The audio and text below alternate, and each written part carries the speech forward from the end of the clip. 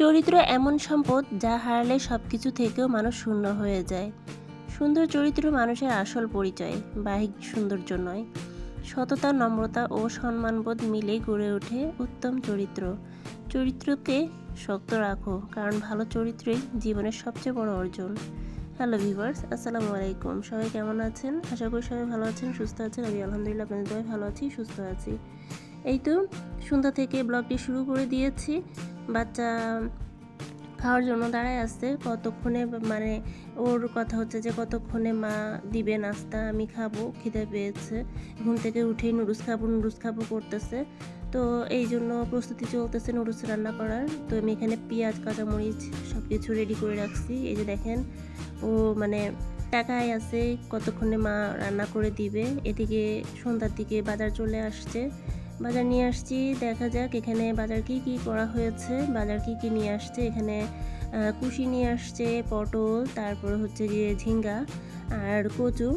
তো এই কচু দেখে মনে হলো যে বড় চিংড়ি মাছ আছে ঘরে, তো চিংড়ি মাছ দিয়ে কচু রান্না করব। তো আজকে আপনাদের সাথে শেয়ার করব এই কচুটা রান্না করা। তো অবশ্যই পুরো ভিডিওটি দেখতে হবে। পুরো ভিডিওটি দেখলে পরে বুঝতে পারবেন যে আমি এই কচু দিয়ে চিংড়ি মাছটা কীভাবে রান্না করেছি। তারপরে এই যে বড়জন ঘুম থেকে উঠছে, চেহারা মুখ দেখেন কি একটা অবস্থা। নুডলস খাবে, দাঁড়ায় আছে। ওদের দুই ভাইয়েরই খুবই পছন্দ নুডলস।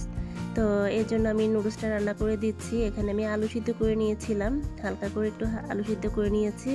তারপরে এই যে তেলের মধ্যে দিয়ে একটু ভাজা করে নিচ্ছি। এরপরে হচ্ছে গিয়ে একটা ডিম দিয়ে দিচ্ছি, ডিম দিয়ে একটু ভালো করে ভেজে নিচ্ছি। আর একটু ভালো করে ভেজে নেওয়ার কারণ হচ্ছে গিয়ে আলুটা একটু ভালো করে ভাজা হলে খেতে ভালো লাগবে। তো এরপরে হচ্ছে কি আমি এখানে নুডলসটা ঢেলে দিয়েছি। আপনারা কে কেমনভাবে নুডলসটা রান্না করেন আমাকে বলবেন। আর আমার রান্নাটা কেমন হয়েছে, নুডলস রান্নাটা কেমন হয়েছে অবশ্যই কমেন্টের মাধ্যমে জানাবেন। তো এরপরে আমি মশলাটা দিয়ে দিয়েছি, লবণ দিয়ে দিয়েছি, টেস্টিং সল্ট সামান্য একটু দিব, যেহেতু টেস্টিং সল্ট আসলেই কিন্তু খাওয়ানো উচিত না, বাচ্চাদের ক্ষতি। তো তারপরেও একটু হালকা না দিলেই নয়, অল্প একটু দিয়েছি। তো এখানে ভালো করে একটু কষিয়ে নিব। একটু ভালো করে কষিয়ে নিলে পরে খেতে ভালো লাগবে। অনেকক্ষণ ধরে আমি একটু কষিয়ে নিয়েছি, পরে দেখি যে তেমন একটা মানে মশলাটা একটু কম লাগতেছে, ভালো লাগতেছিল না তেমন একটা খাইতে, মোটামুটি হয়েছে। তো আবার পরে ভাবলাম যে একটু এখানে এই যে গোলমরিচ আমি নিয়েছি, এটাকে কিন্তু দ্বিগুণ মজাদার করে ফেলে। আপনারা একদিন ট্রাই করে দেখতে পারেন। আমি অনেকগুলো এখানে গোলমরিচের গুঁড়ো দিয়ে দিয়েছি। গোলমরিচের ঘ্রাণটা হালকা হালকা ঝাল ঝাল ভাব লাগে, খেতে কিন্তু দারুণ লাগে। তো নুডলসে দিয়ে একদিন খেয়ে দেখতে পারেন, বাচ্চারাও কিন্তু খুব পছন্দ করছে। তো এখানে যে বাটি ঘুটি সব নিয়ে দাঁড়ায় আছে। আর এই যে ফাইনালি আমার নুডলস রান্না হয়ে গিয়েছে। কেমন হলো অবশ্যই জানাবেন। ভিডিওটি দেখতে যারা এতদিন পর্যন্ত চলে এসেছেন সবার কাছে একটা অনুরোধ করব, প্লিজ যদি একটা লাইক দিতে ভুলে যান অবশ্যই একটা লাইক দিয়ে পুরো ভিডিওটি দেখা শুরু করে দিবেন। অবশ্যই পুরো ভিডিওটি দেখবেন। তো এই তো বাচ্চারা খাচ্ছে, আমি ওদেরকে দিয়েছি নিজের হাতে খাওয়ার জন্য। যে ছোট ছেলে তো নিজের হাতে ইদানিং একটু একটু করে খাচ্ছে। তো খুব মজা হয়েছে বলতেছে, ঝালও লাগতেছে একটু একটু, তারপরেও খাচ্ছে। ঝাল খেতে খেতেই তো শিখবে, অল্প অল্প করে ঝাল খেতে খেতেই তো শিখতে হবে। আর এরা চেহারা দেখেন, মুখ চেহারা দেখেন, ঝালও লাগতেছে, গরমও লাগতেছে, মজাও লাগতেছে। কি করবে না, মানে ফেলে দিতে পারতেছে না খেতে পারতেছে। এই যে দেখেন কি অবস্থা করে, এখনই মুখটাকে একদম বিগড়াই বাংলার 5 বানায় ফেলাবে। এই যে দেখছেন কি একটা অবস্থা।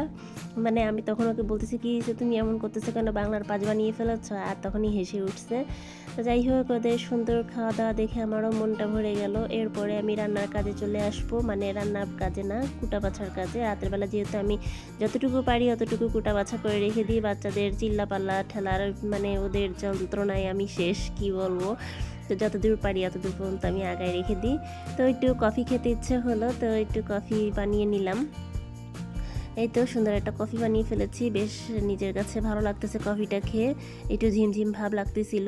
এরপর এই যে কুশিটা কেটে নিয়েছি। আর এই যে ভাইরে ভাই আমার শাশুড়ি তরকারি রান্না করে পাঠিয়েছে, মজার মজার তরকারি, কি বলবো, তার তরকারি দেখলেই মন ভরে যায়, এত মজার তরকারিগুলো। আমি তার ধারে পারেও নাই, সে যে এত মজা করে রান্না করে। এখানে শাক রান্না করছে, তারপরে বড় মাছ ঝোল করছে, আর এটা কি মাছ জানি না, অনেকগুলো মাছ এখানে, ছোট ছোট মাছ। তো রাতের খাওয়া দাওয়া হয়ে গিয়েছে। আর এই ফাঁকে আমি যে কুশি ভাজি করে ফেলেছি, আর যে কচুটা আমি আপনাদেরকে দেখিয়েছি যে আজকে আজকে কচু রান্না করব। তো এই যে কচুটা আমি ঠিক এভাবে কেটেছিলাম আর কিছু আলু দিয়েছি আর তারপরে হচ্ছে গিয়ে লবণ, হলুদ আর সামান্য একটুখানি মরিচের গুঁড়ো দিয়ে ভালো করে একটুখানি ভেজে নিয়েছি। আর ভেজে নিলে কিন্তু কচুটা গলা চুলকায় না। সবসময় গরম গরম এরকম করে ভেজে সুন্দর করে রান্না করে ফেলার চেষ্টা করবেন তাড়াতাড়ি। তো এদিকে বাচ্চাকে আমি ডিম ছিলতে বসিয়ে দিয়েছি আর এদিকে আমি চিংড়ি মাছগুলো নিয়ে ধুয়ে নিচ্ছি খুব ভালো করে। তো এখনই রান্নাটা বসিয়ে নিব। যেহেতু কচু ভাজা হয়ে গিয়েছে, তো এখানে আমি সব মশলা একসাথে করে নিয়েছি। এখানে পেঁয়াজ দিয়েছি, কাঁচামরিচ দিয়েছি, তারপর জিরা বাটা, রসুন বাটা, পেঁয়াজ বাটা, হলুদের গুঁড়ো, মরিচের গুঁড়ো, লবণ সব কিছু এখানে দিয়ে দিয়েছি। একটু বেশি করেই দিতে হবে, কারণ টেস্টের জন্য তো সব কিছু একটু বেশি বেশি করে না দিলেই নয়। আর নারকেলের দুধটা দিতে পারলে পরে সব কিছু মিলাই একেবারে অমৃত। খুবই মজার একটা তরকারি এটা। তো যাই হোক, আমি তো এখানে নারকেল পাইনি, নারকেলের দুধ দিলে পরে খুবই মজা লাগতো। এখন আর কি করা, হাতের কাছে যেহেতু নাই সেটা আমি স্কিপ করেছি। তো এইখানে আমি এখন তেলের মধ্যে খুব ভালো করে কষিয়ে নিব।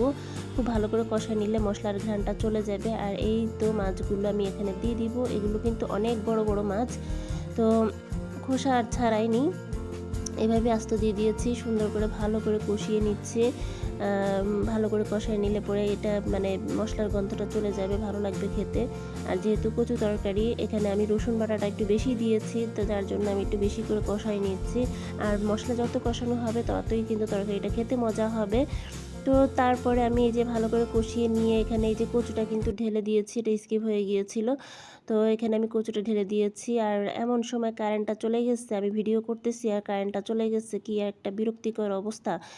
তারপরে কি আর করা, তারপরে তো ভিডিও করতেই হবে, যেহেতু রান্না প্রায় শেষের পথে চলে আসছে। আমি এখানে কচুটা ভেজে নিয়েছি, আলু ভেজে নিয়েছি, তারপরে চিংড়ি মাছটাও কষানো হয়ে গিয়েছে। এখন পর্যাপ্ত পরিমাণে পানি দিয়ে দিচ্ছি, পানি দিতে হবে কারণ এখানে তো সিদ্ধ হতে হবে আর কচুটা তো ভালো করে সিদ্ধ না হলে গলা চুলকাবে। এই তো দেখুন, বেশ তরকারিটা ঘনত্বটা খুব সুন্দর হয়েছে মাশাল্লাহ। একটু একটু ফুটতেছে, এবার ফাইনালি দেখাই দেব। এই যে ঢাকনা দিয়ে দিলাম, কচুটা একটু সিদ্ধ হয়ে আসুক। এই তো দেখেন আমার রান্না প্রায় শেষ। আর এখানে একটুখানি আপনারা চাইলে পরে গুঁড়ো মানে দুধ পাউডার যেটা আছে সেটা একটু গুলিয়ে দিতে পারেন। আমার কাছে গুঁড়ো দুধ পাউডার ছিল না, মানে পাউডার দুধ ছিল না, আর নারকেলের দুধও ছিল না, তো যার জন্য আমি দিতে পারিনি। তো আমার এই ছেলে যে চিংড়ি মাছ রান্না করলে কিন্তু একটু খাই করে আর কি। এখানে গুনতেছে কয়টা আছে না আছে, ওর খুব পছন্দের খাবার চিংড়ি মাছ। তো এভাবেই শেষ হলো আমার আজকের দিনটি। আশা করি আজকের ব্লগটি আপনাদের ভালো লেগেছে। যদি ভালো লেগে থাকে তাহলে ভিডিওটিতে একটি লাইক দিবেন, আপনার মতামত কমেন্টে জানাবেন এবং যারা এখনও সাবস্ক্রাইব করেননি তারা অবশ্যই সাবস্ক্রাইব করে পাশে থাকা বেল আইকনটি অন করে রাখবেন। আজকের মতন বিদায় নিচ্ছি। সবাই ভালো থাকবেন, সুস্থ থাকবেন। আল্লাহ হাফেজ। আসসালামু আলাইকুম।